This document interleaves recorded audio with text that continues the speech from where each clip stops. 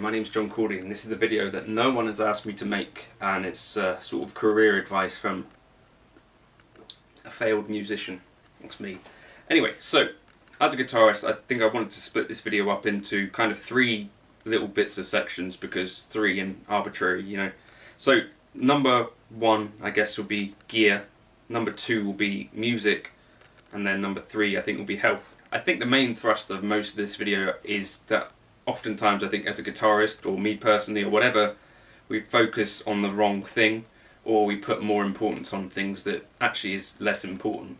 So for instance, someone the other day commented on a video and said, is that a Mexican classic player Fender? And actually no, that's a custom shop guitar. But the point being that if even a guitarist can't tell the difference between your guitar being something that's costs £3,500 to something that costs 600, then the chances are it doesn't actually matter to anyone else. Things like you show up to a gig and you're playing a quad cortex, or you know, you're playing an HX Stomp, or you're playing a Kemper.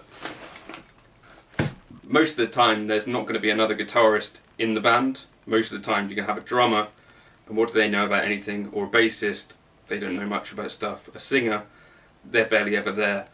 A sax player, what is a sax? Do you know what I mean? Like, there's not going to be anyone there who knows really what a Kemper does or whatever. What they're interested in is, does that thing make a sound? Does it make a good sound?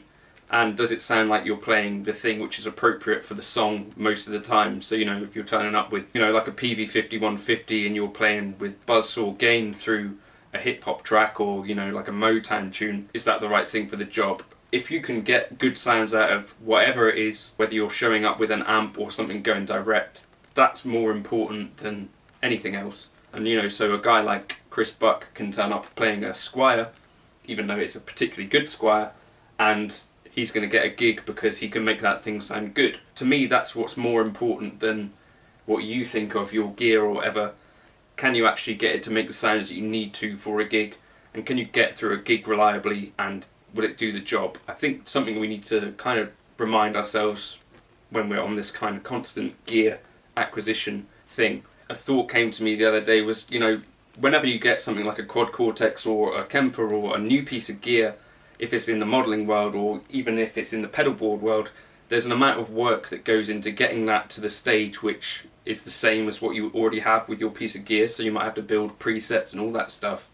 And for someone like Jordan Rudess, Dream Theater keyboard player, if you imagine building all of your presets for a set list, that's like a huge amount of work. And I've worked with keyboard players, and you know, they build their patches and stuff, and that's a huge amount of work as well to get all the songs ready for a gig, all the sounds. And you imagine that you'd hold onto that piece of gear longer, knowing that a new piece of gear would come with that extra piece of work to learn it and to get all of that stuff ready into the same stage that you're at. And maybe that's something that we could kind of use to remind ourselves of, you know, if we're wanting a reason not to buy a thing, if you get what I mean. That might be a good kind of frame of reference. You know, if I buy a new piece of gear, I'm going to have to reintegrate it into my setup if I am a gigging musician, or if I'm aspiring to be one, or if I'm got an existing workflow, or, you know, I'm recording at home. Maybe you could use that as a reason not to buy gear if you needed one. So that's, to me, the most important thing to remember when it comes to gear. Is it making the sound that's appropriate, or that you want out of it, or that someone else wants you to make? That's more important than anything else. Than, you know, is it the most modern piece of gear? Does it have a touch screen, etc.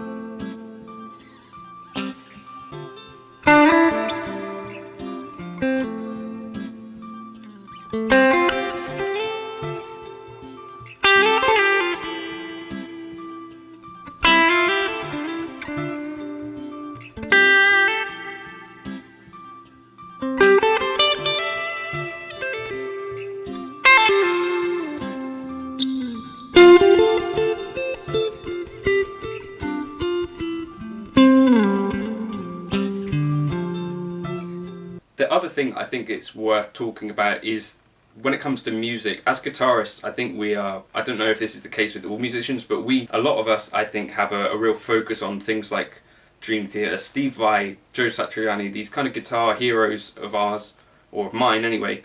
And I certainly know there's a bunch of people like me out there that kind of grew up with that metal stuff being a big focus, all that instrumental guitar music.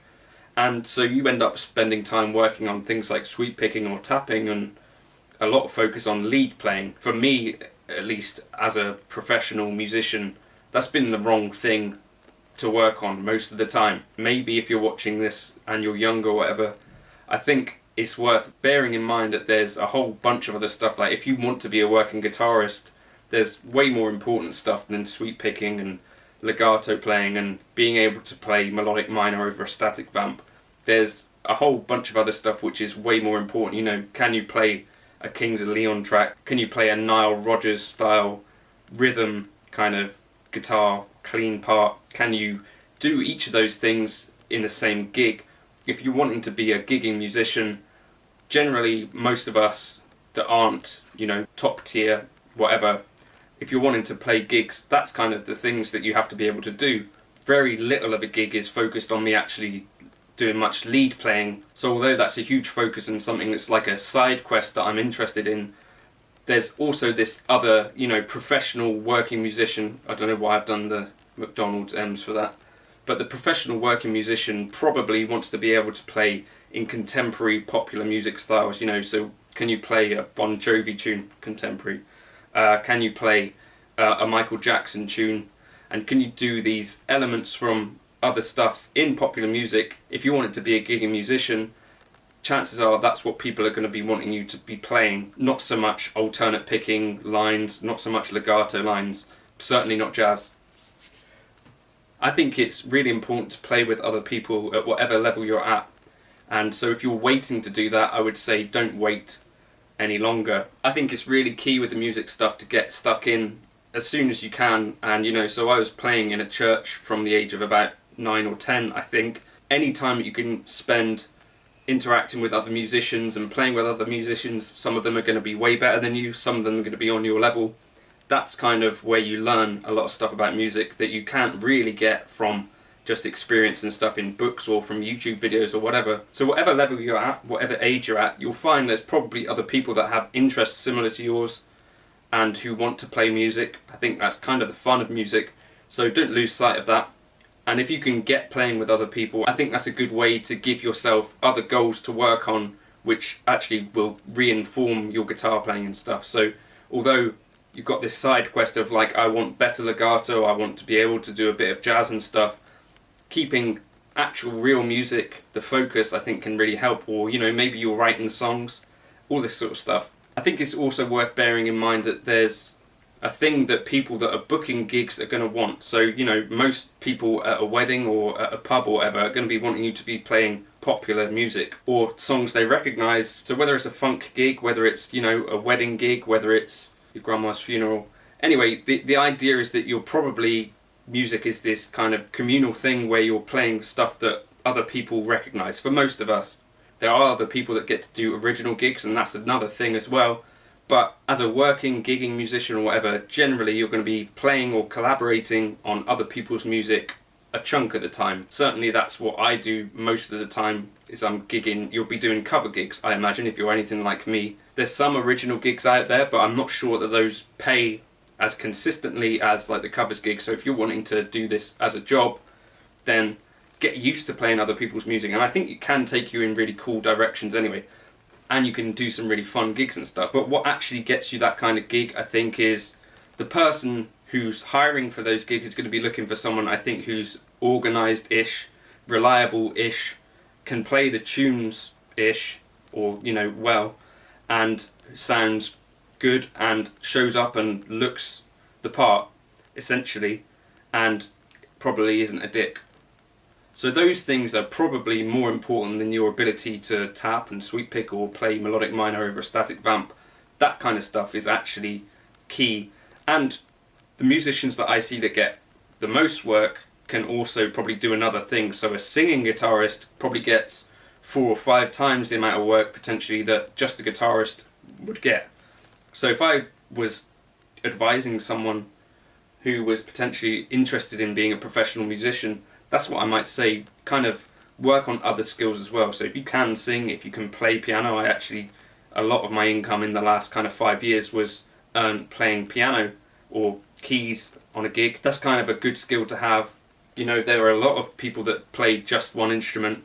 There are less people that can play more than one, and you know, there's less that sing and play guitar at the same time, if you get what I mean. So if you work on these other skills, you'll find yourself more likely to be getting a call than if you haven't worked on those skills, if that makes sense. The other thing that I try and think about is, if someone's booking bands, they're going to be booking the people that give them kind of the least hassle, if that makes sense. So, you know, if you miss the gig with a person, or, you know, this person lets you down at last minute, that's the kind of thing that I think is going to make people less likely to call you. So try to be reliable and all that stuff.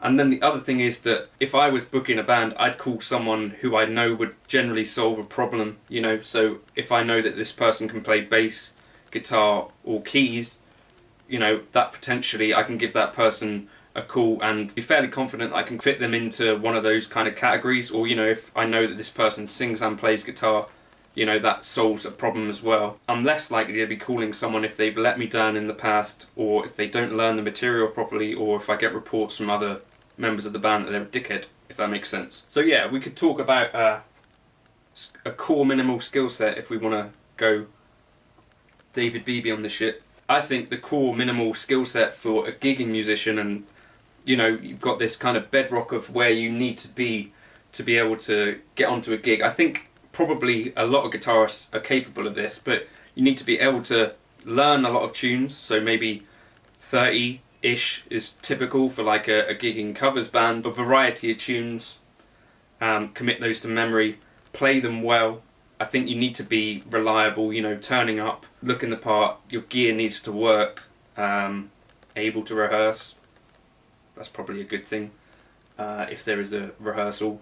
Able to sing and do backing vocals or lead a band. Those things are things that make you highly likely to get gigs, I would say. Less of the focus, in my experience, has been on your kind of soloing ability. That might get you noticed online and stuff, and is a really good way to get attention, but when it comes to a gig, probably for most of us, a lot of the time we'll be doing rhythm playing. So, you know, things like groove, timing, and really knowing a song well is way more important than your soloing ability, particularly on most kind of function gigs. So my kind of takeaway for that would be, if you're interested in starting to get into this professional guitar stuff, you need to start getting involved, essentially. Start learning songs, or ask bands around you that are occasionally looking for guitarists, could I grab a set list of you so I could be practicing that? Get yourself ready for that, you know, start learning songs, so that if someone gave you a call and said, I've got a gig in a week, could you do that? You want to work so that your answer to that more often than not would be, yes, I could do that. And then people are more likely to call you because they know that you solve a problem for them when they have problems, if that makes sense. So yeah, start going to jams when those are a thing again. Start talking to bands and say, whatever, I'm a guitarist, have you got a set list that I could grab so that I could start learning that if you ever need a dep or a replacement or someone to play guitar for you. And then I guess it's starting to say yes when people ask you to do stuff, and you want to do a good job and do as well as you can, but you know, mistakes do happen. That's kind of a human thing, innit? So you're not going to be perfect, but over the years you might get better at it. And that's kind of a thing. I started professionally doing music in about 2015, and at that stage it felt like an awful lot of work to learn a set list, but the more you do it, the more kind of familiar with material you get. You know, there's a lot of crossover between gigs. If you're doing gigging kind of covers gigs, generally it's from like a pool of a certain amount of songs, and so you can transfer that across, and it gets easier to kind of learn material the more you do it. So if you haven't already done this, maybe you start, you know, giving yourself a pretend set list, or like I say, speak to someone who is in a band and say, could I grab a set list off you so that I could start gearing up for when I eventually want to do some covers gigs or whatever.